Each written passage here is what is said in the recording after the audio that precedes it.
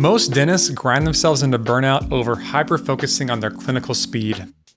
I know because I did it. I thought if I can prep a crown faster, do more dentistry, bounce from room to room, see more patients, then I'll be successful. But the truth is, your speed is a vanity metric and it's costing you a ton of money. I remember sitting in a course, hundreds of other dentists. The speaker came up and said, all of you are here for this weekend because you want to improve clinically, you want to learn new procedures, but almost none of you are willing to put in the work that it takes to actually connect with your patients. It felt like he was talking right to me. I had spent a ton of time working on my clinical skills, thinking about how can I increase my speed, and I had never really invited anyone in to tell me where am I lacking in my leadership, where am I lacking in my ability to move people to yes and communicate effectively. That takes humility, and I wasn't there yet. At that time, I was playing the volume game. I was bouncing room to room, one filling to another, one new patient to a crown, trying to think about how can I get faster and faster. And then I just realized I was exhausted. I was playing a transactional game, not a transformational one. What I came to realize that it really didn't take much more for me to sell one $10,000 case as it did to sell one $200 filling. The difference wasn't time. The difference was preparation, communication, leadership. Once I changed my mindset and I started thinking this way, my practice became less transactional and more transformational. At the end of the year, we had over $1.8 million in collected revenue. To be honest, for a solo doctor practice, that's pretty good. Problem was my PPO write-off sheet, over $500,000. That tied in with the fact that I was burnt out and exhausted at the end of this year. But every single night, I still had to go home and be a dad, be a father, be a friend, a member of my community. And this math just wasn't adding up.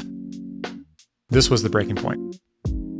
This PPO write-off sheet of over $500,000 in a year became symbolic. I knew I had to change my strategy.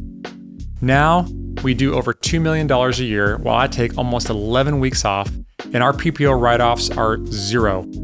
The difference is not time and effort, it's positioning. The real villain wasn't PPO write-offs or insurance companies. It wasn't a lack of skill. It was falling into the volume trap. Confusing motion with progress. Speed feeds your ego. Communication feeds your income. So this is what I did. I did something radical. I took time that I could have been producing more dentistry, and I blocked it out. I sat down. I got strategic. I wrote down, what are the procedures that I do most often? How do I communicate those to patients? What are the most common objections that I get from patients when they bring it up? How do I want to respond to those? How do I want my team to respond to those? I started coming up with phrases. When people said, wow, that sounds expensive, I would say, you're right. Good dentistry is expensive, but bad dentistry is really expensive. When they say things like, I'll just wait till next year when my insurance covers that, I would say, listen, if you broke every single finger on your hand and your insurance was only going to pay to fix one finger at a time, is that how you would want to approach it? It's a lot more effective and a lot more comprehensive and much better for your health if we measure twice and cut once and get this all fixed at the start, and we wait and fix things one at a time. I got my team on board, we started rehearsing tone, presentation, and this unproductive time became one of the most productive things that I've ever done. Most dentists grind themselves into burnout over hyper-focusing on clinical speed and the volume trap.